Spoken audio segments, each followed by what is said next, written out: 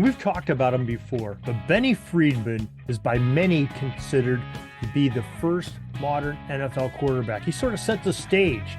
But we're going to talk more about Benny Friedman, his accomplishments in the NFL, and what he did for the New York Giants with historian Larry Schmitt. Going to talk to us in just a moment about Benny Friedman and the Giants. This is the Pigskin Daily History Dispatch, a podcast that covers the anniversaries of American football events throughout history. Your host, Darren Hayes, is podcasting from America's North Shore to bring you the memories of the gridiron, one day at a time.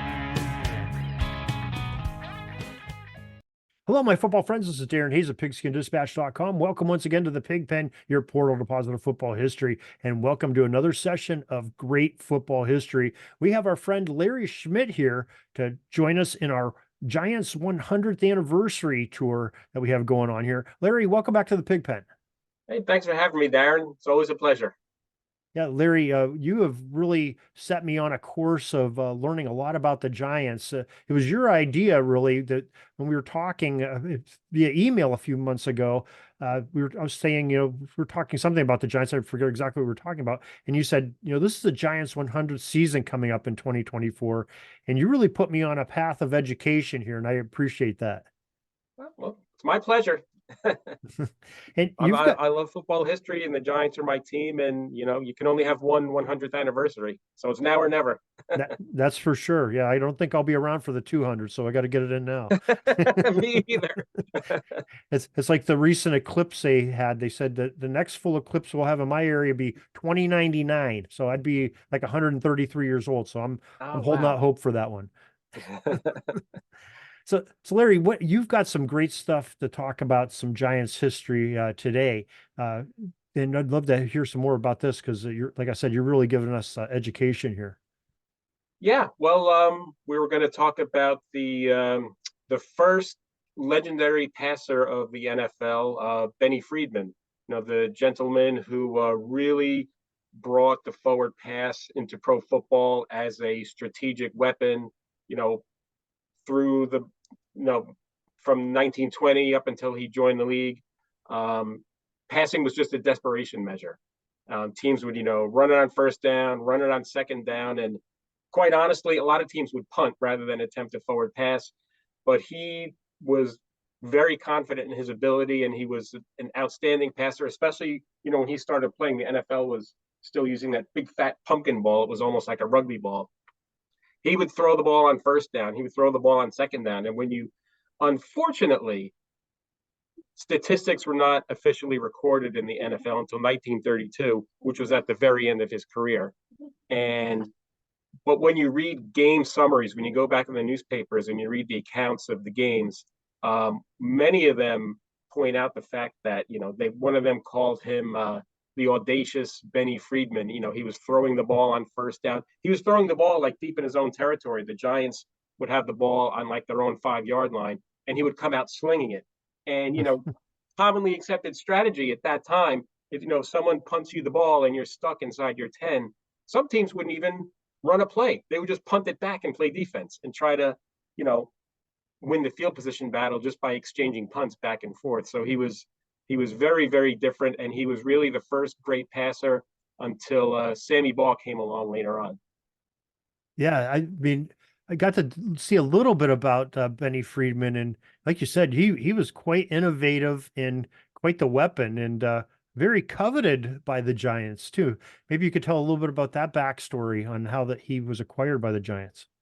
Right. So when he came out of college, he played for the Michigan Wolverines, and he was a legend. He was the second biggest name in college football after Red Grange. And in fact, he and Red Grange played against one another. They were both in the Big Ten. Red Grange played at Illinois, and they had a legendary meeting. Red Grange came out of college a year prior to Friedman. But Friedman's first team was the Cleveland Bulldogs in 1927. And he led the NFL with 9 touchdown passes that year, right out of the gate.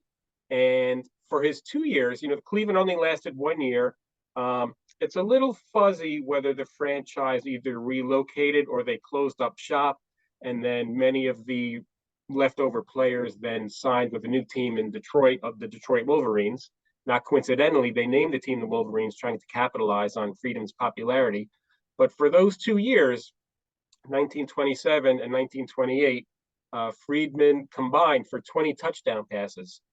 Wow. The second most touchdown passes over that 2 year span was Ken Mercer from the Frankfurt Yellow Jackets with 9. Hmm. And not only did Friedman have more than twice as many, when you look at the games played, Frankfurt, they used to, many times they would play 2 games on a weekend because they weren't allowed to play football on Sundays because of blue laws in Philadelphia. So they would play home games on Saturday, and then they would travel and play on Sunday.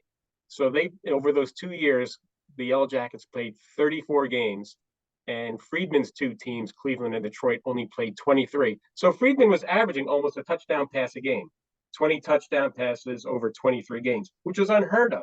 Unheard of. Hmm. Nobody came close to that. And Yeah. it's unfortunate, there's no record of attempts, completions, yards. You can't calculate a passing percentage. You don't know what his yards per attempt was. Interceptions weren't even an official stat. If you read through a game summary, they'll mention an interception or two, but you don't really know. You don't know if they caught them all. You don't know if he threw 2 or 3. You just have to kind of surmise. But you do know who threw a touchdown pass because that was always in the box score. So in 2 years, 20 touchdowns in 23 games. The second ranked guy, 9 touchdowns in 34 games. That is amazing. It definitely, you could see he was had started a trend, had something going. People were seeing his productivity and the points that his teams are putting up. So yeah, I guess Yeah, he was a little too far ahead of his time. The trend took some time. It wasn't really until a couple of years after he retired with Sammy Baugh when the forward pass really started to become a part of the pro game. And and it's funny when you read the game summaries in the editorials, or even sometimes within the game summary itself, the writer would talk about um, playing straight football, which is a code term for just running the ball. A lot of people at the time still thought of the forward pass as a gimmick, and it's not real football. Real football is you slam it up to the line, and it's a game of brute force and strictly blocking and tackling, at the line of scrimmage. And throwing the forward pass was considered, to some people, it was actually like disreputable. It wasn't like real football. well, at that point they had almost 50 years of seeing that, just that, pound the line, and the forward pass came officially in 1906, but nobody was really using it till No, no. 1912. Well, they had the rule you had to be 5 yards behind the line of scrimmage to throw a forward pass. I know for a while, an incomplete pass would be loss of possession. Throwing an incomplete pass into the end zone was actually the safety. It was 2 points, and the other, had to free Mhm. kick it to the other team. It took a while for the penalties for that to be lessened. Yeah, that And the pros actually really, embraced it in 1933, which was Friedman's, next to last year. He was a player coach, and he is retired after 34. Isn't that kind of interesting? And not to change the subject, but usually it's the college game back in that era, and early football would sort of be the trendsetter. The NFL would copy them. In this case, the forward pass was more widely accepted in the pro game, That sort of their gimmick, and the college caught on a few years later. that's right. So I'm glad you mentioned that, because I've been doing some research for an article, and I found this great. It's like a 2.5 page, almost 3 page story, and the gentleman who wrote it, this was in 1925, 1926, maybe 27. He actually said the NFL should come up with their own rule book to differentiate themselves from the colleges. And he used Major League Baseball as an example. He said, Major League Baseball, they set up their own rules, and the minor leagues and the colleges, they all follow the Major League Baseball rule book. Pro football was the opposite. They followed the college rule book up through 1932. And the biggest reason they did that was to differentiate themselves, to make themselves different. And they wanted higher scoring. They wanted more excitement, not just run, punt. And so they came up with the rules, legalized the forward pass from the line of scrimmage. They moved the hash marks in. They moved the goalposts up to the goal line to increase scoring and make it a little bit more exciting for the fans. Maybe not safer, but more exciting. Part of it was safety. We were talking about in the early 1900s. So many players were injured badly and players used to die on the field. And part of the thought process was spread it out, make it a little bit, more of a horizontal game and not have, 22 guys slamming on each other within the line of scrimmage. So that was part of the impetus for that. Yeah, I was saying it more in reference to the goalpost going up on the goal line instead of the Oh, line. yeah. So, Well, yeah, good point everybody was missing people were missing extra points and field goals, and they wanted more points on the board. They didn't want every game to be 6-0. Yeah, 6-0 with a touchdown and a missed point after. that's for sure. That's for sure. And they were still drop kicking then too. Yeah, that's Less accurate. that takes a special skill. I don't know if you've ever tried to drop kick a ball through a goalpost. I have, but it was with like a regulation NFL football. If you have that rugby ball, it's a lot easier. Yeah, well, I wouldn't. Yeah, it's easier than kicking our footballs. You have but to have a strong leg still, though, because it's bigger and it's yeah. Those things are heavy, man. Yes, they were. Yeah, very, very, very cool. Now, so tell us a little bit more. I mean, you have more to tell us on Friedman? Because I have a couple questions. Yeah, because you actually, mentioned that he was a significant player for the Giants. So, he had those 2 great years with Cleveland and Detroit, but the franchises themselves struggled. They didn't draw well, and they were in financial difficulty. And Friedman actually that year with the Wolverines, he did something that no NFL player did before or has done since. He led the NFL in rushing and passing touchdowns. He ran for 6 touchdowns and he threw for 9. So he led the NFL in touchdowns and scoring. And with his 2 teams, Cleveland and Detroit, he was undefeated against the Giants. He beat them twice, and the best the Giants could do was they tied them. Each year they had a win and a tie against the Giants, and that's including the 1927 Giants, who were otherwise undefeated. It was one of the strongest teams of the 1920s. They set a record for shutouts, and they couldn't do anything against Benny Friedman. So Tim Mara, the owner of the Giants, bought the entire Detroit Wolverines franchise just to get Benny Friedman on his team. Because if we can't beat him, let's sign him. Yeah, good strategy. It worked. Exactly. Now, I think it was kind of interesting though, 'cause about the time they got Friedman, another subject that I've been, doing some research on here lately and posted some stuff recently is on Hinkie Haynes. And Hinkie was sort of like he was catching some passes for touchdowns. And it's interesting. I don't think those two played on the same Giants team, did they? No, they didn't. Hinkie Haynes retired, I believe, in 28. I think his last year with the Giants was 27, and then in 28, I think he played 1 year with the Staten Island Stapletons. Correct. And then he retired. But he joined the NFL older as a rookie. Because after college he played at Penn State, but then he served in World War I. And then after he came back from the war, he played a few years in the coal mine leagues in Eastern Pennsylvania before the Giants got him. So I don't remember exactly what his age was, but he might have been like 26 years old his first year with the Giants. Yeah, I think you're spot on. He was mid 20s or somewhere when he came in. But right. But he graduated college in like 1917. But instead of playing football, he had to go serve in the infantry in Europe during World War I. But he finished. He went to Lafayette College, went to World War I, then went to Penn State after World War I. Oh, okay. And then went to the Anthracite League for Shenandoah and playing against the Pottsvilles and Frankfurt before they were in the NFL. So very, very cool. But I think that would have been such a cool thing to see. A little. I'm picturing him to be sort of like a little scat back, pain in the ass, real quick. Yeah, he was every article I've read always talked about his speed. He was very fast. He wasn't, like they had Jack McBride on the team, and Jack McBride was the between the tackles runner. He was like the fullback. Although it was interesting because he was like the Giants passer, Jack McBride, but he was the bigger player. So he would run, into the line between the tackles, and Hinkie Haynes would do the end arounds and the sweeps, and he was the speed guy. That would have been interesting to have Friedman and him on the same team and Right. seen some of the things they could have done with that Yeah, he setup in the backfield. could have been a real, like a 1920s, Tom Brady to Randy Moss. He would have been the downfield threat. Right, right, He yeah. could have been Don Hudson before Don Hudson, but Exactly. Yeah, that would have been interesting. not the right time, not the right era for him. Yeah, I guess.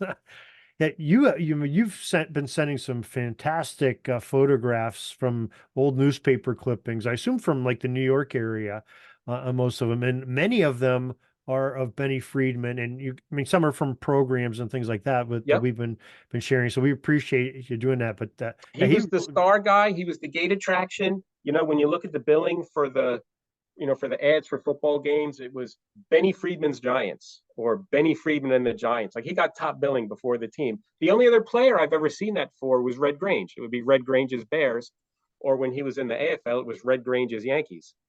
Even right, yeah, sometimes in the league standings, depending on what newspaper you were reading, in the standing would say Grange's Yankees, like um, yeah. like Wilson's Wildcats.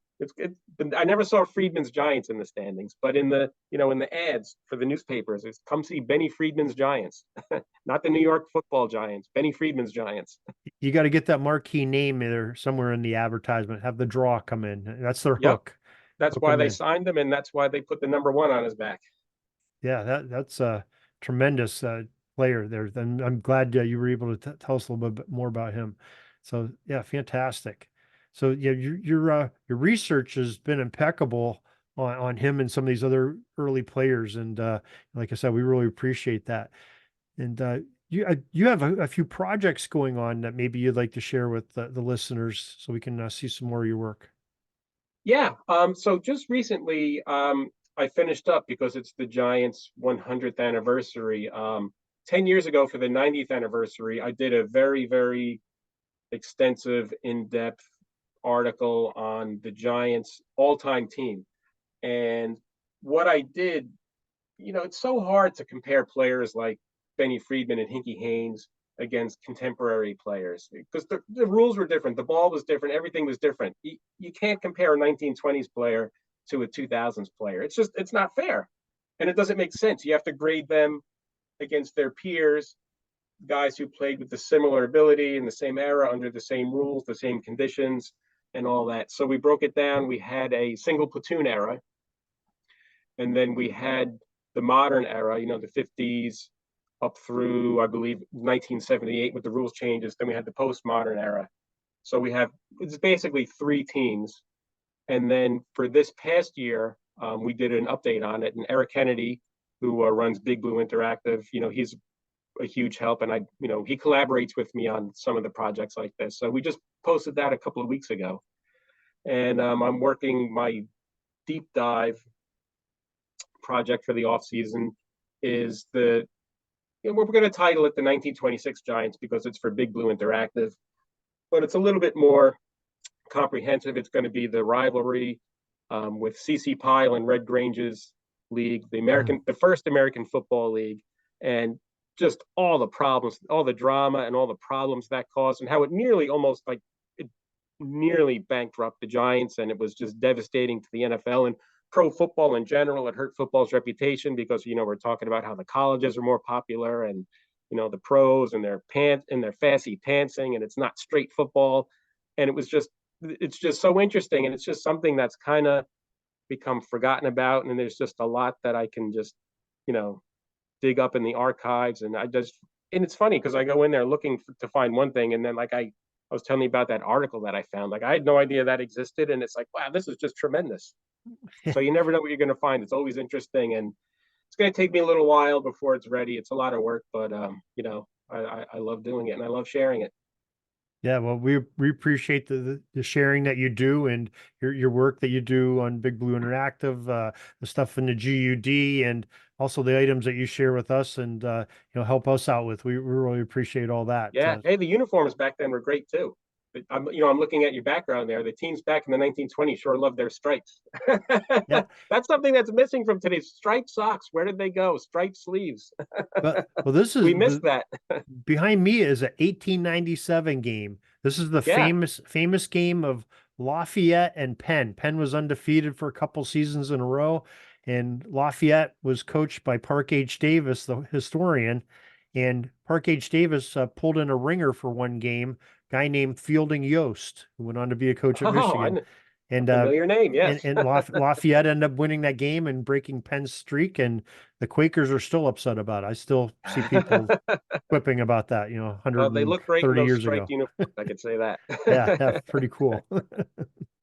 We'll be right back to talk more about Benny Friedman and the New York Giants right after this message. Now we return to our conversation with Larry Schmitt on Benny Friedman and the early New York Giants. Left off with Tim Mara bought the whole Detroit team. So 1929, Friedman's first year with the Giants, they made him like the marquee guy. He was on the cover of every game program. They gave him the number one.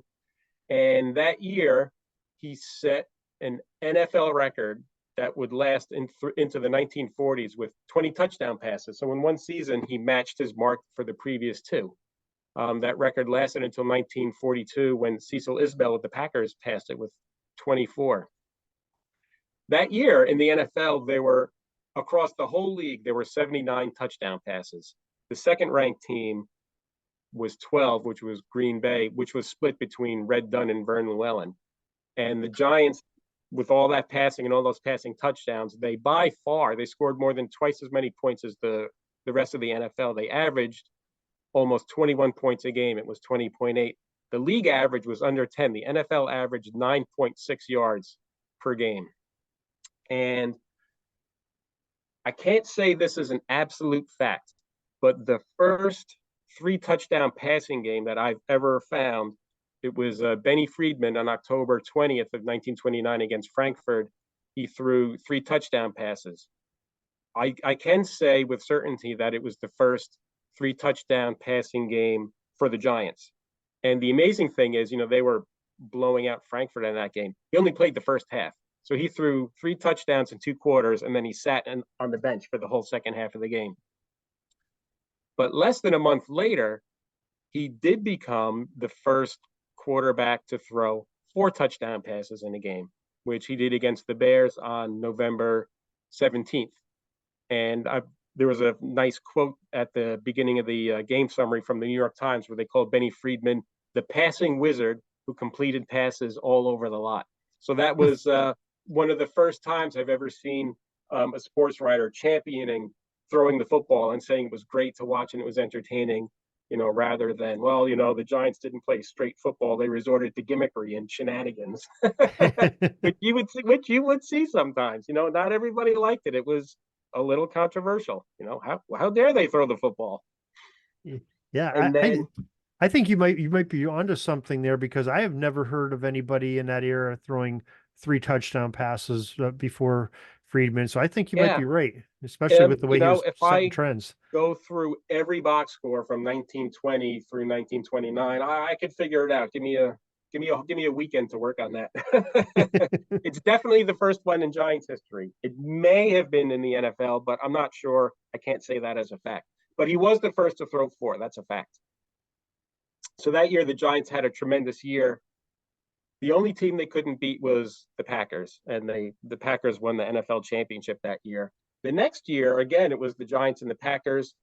The Giants, by far, they led the league in scoring. Friedman threw 13 touchdown passes that year, a little fewer than the year before. But there were only 77 touchdown passes across the entire NFL. And again, Green Bay was second. The Packers were the other team that used to throw the ball a little bit more. But they did that with 3 passers. It was Dunn, Llewellyn, and also Arnie Herbert. They combined, they were platooning with the guys throwing. And then that year again, unfortunately, also against Frankfurt, Friedman became the first NFL player to throw 5 touchdown passes in a game. And that did not happen again until 1937. And in that game, it's unofficial because it's 1930. Stats weren't official until 1932. But Benny Friedman has what is believed to be the first known 300-yard passing game. True. where he threw for 310 yards. Now, because Friedman was such a well-known marquee player, he would get the billing, Friedman's Giants. Sometimes a sports writer would take it upon himself to chart stats for a marquee player. The only other two players I've seen that happen for would be Red Grange and Ernie Nevers. Sometimes they would, okay, Ernie Nevers carried the ball this many times, scored a couple of touchdowns, this many yards, and of course, he would also drop kick. So Benny Friedman was that level of a guy with Grange and Ernie Nevers, where sometimes if a sports writer felt like it, he would chart the stats for that game. So he did that for Friedman that day, and it's not official. I believe it was in the 1940s, though. Hmm. I'll have to send that to you in an email. I apologize. Yeah, send that to me and we'll put it in the show notes Sure. in the accompanying post here. So yeah, wow, great stuff. Very That's right. cool. And when the Friedman's gate attraction prowess, the Giants averaged 16,000 fans for their home games in 1928. Just by putting Benny Friedman on the team, their attendance jumped up to over 21,000 in 1929. They averaged 21,250 approximately. Wow. So then after 1930, Friedman he suffered a knee injury late in the year, and that's actually what cost the Giants the title that year. He missed a game and a half. The Giants lost both those games because they couldn't score without him. Green Bay ended up beating them out on percentage points, on winning percentage. So he started 1931 coaching at Yale, but the Giants were having a tough year. And Tim Mara actually talked him into coming back and playing, where they had this deal where the Giants used to practice in the morning. So he would come to the morning, practice with the Giants, and then he would take the train to New Haven, and then he would coach Yale in the afternoon. So he only played 9 games that year. He started 5, but the Giants just, they needed him on the team. They were struggling on the field, and of course, when he left, the attendance dipped a little bit. After the season, Friedman asked Tim Mara, he wanted to be the coach, but he also wanted a percentage of the ownership of the Giants. And, Mara wouldn't sell. He said, the Giants are my team. They're staying in the family. So Friedman left, and he finished up his career in Brooklyn with the Dodgers from 1932 through 1934. 1932 was his last full year as a player. He played every game, and he played pretty well. But then in 33, he played like half the games. And then in 1934, he was pretty much just a coach. I think he only played in 1 game that season. But for Friedman's first 4 years in the league, every team he played on, Cleveland, Detroit, and his first 2 years with the Giants, all those teams led the NFL in scoring. And he was an all-pro in all 4 of those years. And, in addition to being a great passer, he was a triple threat. He was a runner, and he was also a very good kicker. Over his career, he kicked 71 point-after touchdowns and a couple of field goals. And, the one thing that hurt him, he didn't make the Hall of Fame until 2005. And a big part of it was the fact that statistics just weren't kept. There was one, again, reading in these articles, there was someone after his career ended, went through like every game summary and read all these box scores, and he came up with a number. He's estimating in the NFL that Friedman threw the ball for a little over 5,300 yards, which, playing in the 1920s and the early 30s, that's, the entire league over that span probably didn't throw for that much.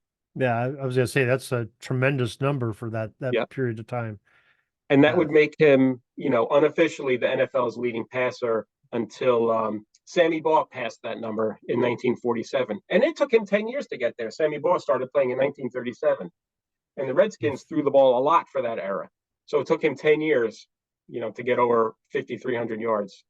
Jeez. And his 66 touchdown passes were an NFL record until Sammy Baugh broke it in 1943. And that was an official record. The touchdown passes stand as fact.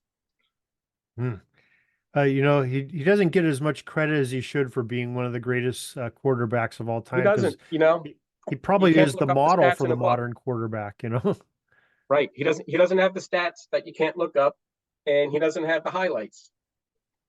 Yeah, that's There's no there's no videotape, there was no ESPN, there was no NFL game of the week when he played. If you were lucky, you got like a couple of seconds on a newsreel in the movie theater. So he yeah, didn't have the hype machine behind him. He had to do it on his own. Just right. hopefully he had the right newspaper guy writing about his game, calling him a wizard rather than accusing him of playing gimmick football, not straight football. Yeah, yeah, just a couple comments on some of the things that you said, just to try to put this in perspective here. Okay, you said early on here, just in the segment, that the average attendance with Friedman went from Hmm. 16,000 to just over 20,000. I mean, just sit there and think about that. How the Red Grange game of 1925 was 70,000.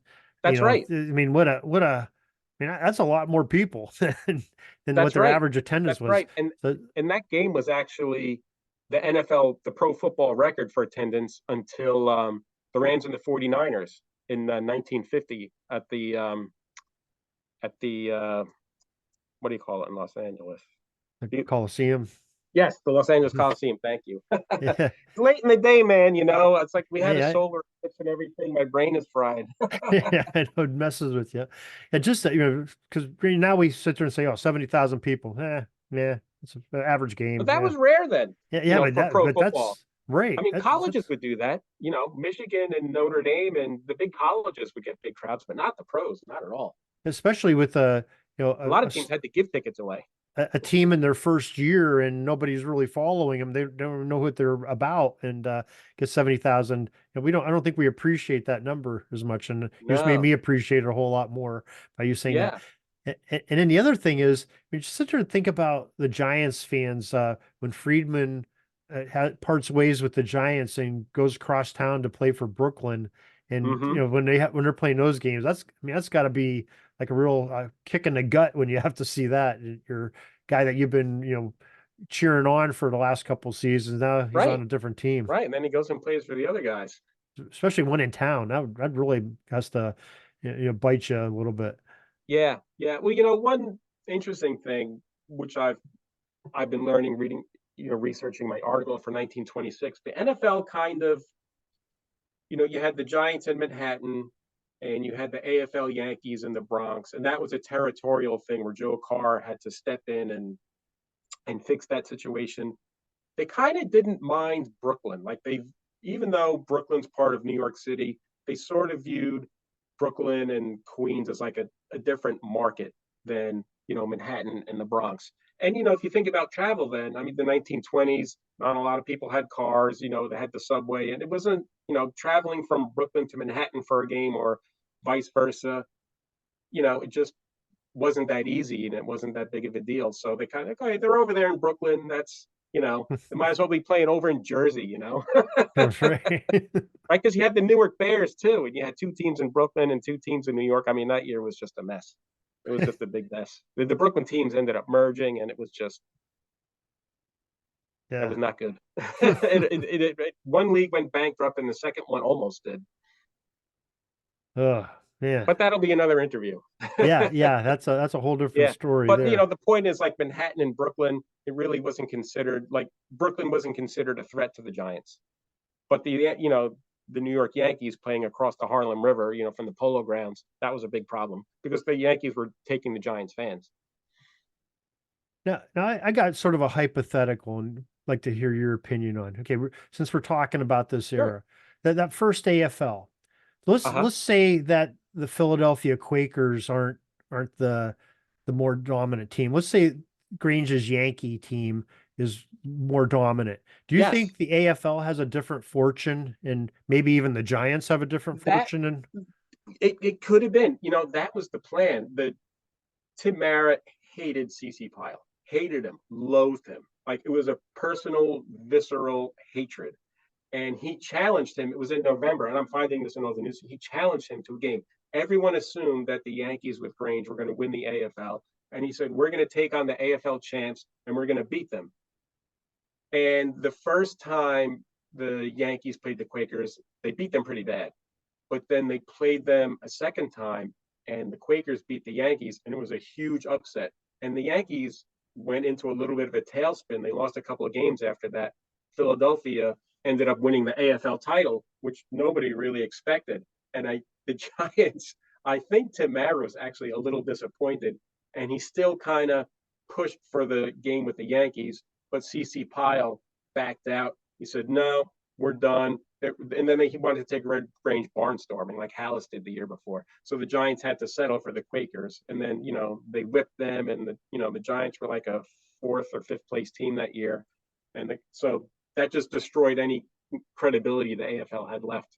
Yeah, I so think they did a dispersal with the players, and the Yankees were admitted into the league, but I with a think lot of restrictions on what days they could play and where. They ended up playing a lot of road games. Yeah, I think that played out like perfectly into Mara's hands to sort of stick at the CC Pile a little bit, Yeah. even though he Oh, didn't get to play the Yankees directly, because there was a lot of people calling for Frankfurt won the which is a suburb of Philadelphia, right. it won the NFL title that year. The Yep. Philadelphia Quakers win the AFL. That's what everybody Yep. wanted to That's see. right. Hey, we want Yeah. this Philadelphia, Yeah. title Early in the match. year, that was a thing that was in some of the Philadelphia newspapers. So I think that when the Frankfurt team didn't want to play, I guess, and Hmm. Mara's like holding up his hand, I think Joe hey, I'll Carr play him. prohibited it. He didn't want it to happen. Right. I think Joe Carr stopped it because there was the mess the year before when Pottsville played the Notre Dame All Stars, and they ended up having to be suspended and they had to forfeit the title in the Cardinal, and he didn't want that to happen. But I think with the personal thing with Mara and Pyle, he kind of acquiesced and let that happen, and it ended up being a good thing for the NFL because like you were saying that year, the Yankees, in the NFL's fortunes, they were a real threat. They were actually outdrawing the Giants. They had a number of home dates that coincided with the Giants, and the Yankees were drawing more fans than the Giants. And the Giants were really in dire straits. Like they lost. One of the articles I read estimated that Tim Mara lost about $50,000 that year. $50,000 in 1926 was a ton of money. Yeah, especially since he only paid $500 for the franchise a year earlier. Right. Yeah. Yeah. And they were in the red that year until the Red Grange game against the Bears when they had 70,000.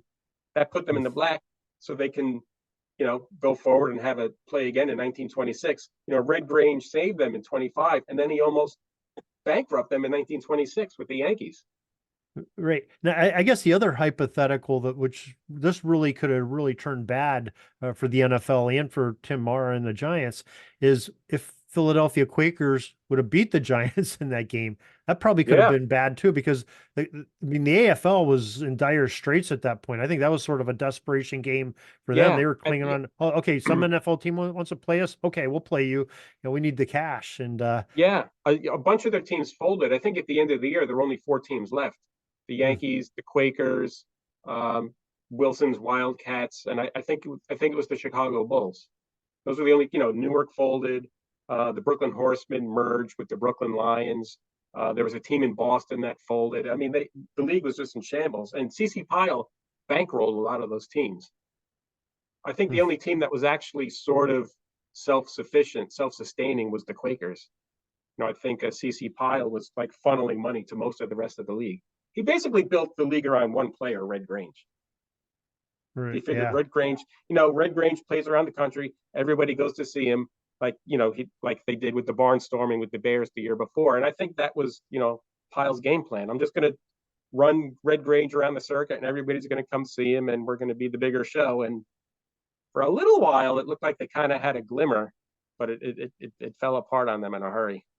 Yeah, I think that whole thing, like you alluded to earlier, that whole Tim Mara, CC Pyle thing, because really it started. CC Pyle was trying to stick it to Mara when he rented out when Hallis went and pay Grange.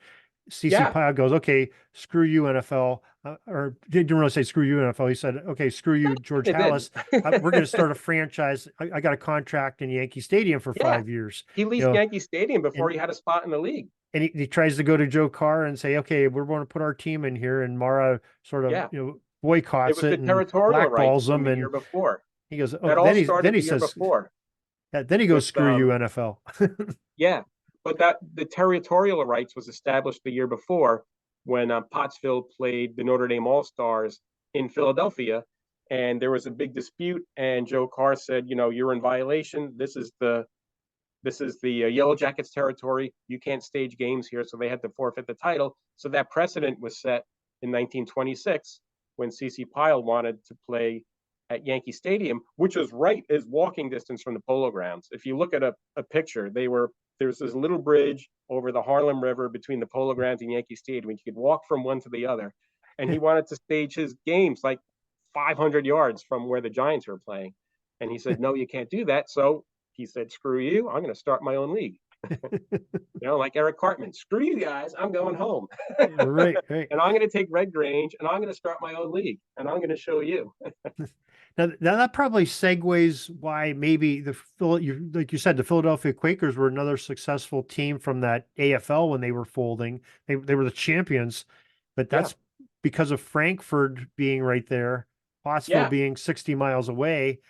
That the territorial rights thing came in again because Joe Carr at that point was defending Frankfurt's territorial rights. That's why Pottsville lost their championship. And football was hugely, football is hugely popular in Pennsylvania. That's where the coal mine leagues were, and that's where Hinkie Haynes came from. I mean, people love football in Pennsylvania, and Philadelphia actually maybe could have supported two teams, maybe. Like Chicago had two teams, didn't work out that well in New York for a while. Early, in the 1920s, it was tenuous because, New York has so much going on. It had 3 baseball teams. Yeah, New York's a little bit bigger than Philly, though. People like the Polo Grounds would sell out for Fordham and NYU games. They'd have 55,000 people for Fordham in Columbia or NYU, and then the next day the Giants would play in front of 15,000, and some of those tickets were probably given away. Probably. And, people had to go to church, you couldn't go to a football game. That's right. Wow. Very great stuff. I love these, the other bits of history, how the NFL and pro football history intertwines around these teams and these players that we spoke about today. So great stuff, Larry. Yeah, thank you. It's so interesting. And, I love going into the newspaper archives, and it's full of surprises. If you don't mind nosing around and digging a little bit, I mean, you just find stuff all the time. I've been doing it for a long time, and I'm still learning. It's a journey of learning. I'm just curious, and I'm just thankful that you give me an outlet to share all this stuff. Yeah, absolutely. So why don't you, before we let you go, let's share the links where people can see your work on both places that you do a lot of writing for. Yeah, well, I do my writing for Big Blue Interactive. And of course, I do the uniform research. I help out Bill Schaefer at the GUD a lot. So I don't write much on there. But when you look at the old uniforms, that Bill does all that fantastic artwork for. A lot of times he'll send me into the newspaper archives to find photos. So those are it's a passion project for me. I love all things about old time football. And we love that you love that and share it with us. So very, very much appreciate, my friend, and love to talk to you again about some more Giants things as we go through for this year of talking Giants history. Yeah, 100 years. You can only have one 100th anniversary, so let's do it up. That's for sure. Thank you very much, Larry, for joining us, and we'll talk to you again real soon. All right, thank you. We're taking a peek over at the chains and the down marker. It's 4th and long. We're going to have to punt the ball and get on out of here, but we'll have another series tomorrow for your football history headlines, so be sure to tune in. We invite you to check out our website, pigskindispatch.com, not only to see the daily football history, but to experience positive football with our many articles on the good people of the game, as well as our own football comic strip, Cleat Marks Comics. Pigskindispatch.com is also on social media outlets, Facebook, Twitter, Instagram, and don't forget the Pigskin Dispatch YouTube channel to get all of your positive football news and history. Special thanks to the talents of Mike and Gene Monroe, as well as Jason Neff for letting us use their music during our podcast. Pigskindispatch.com is a proud affiliate of the Sports History Network, the headquarters of sports yesteryear.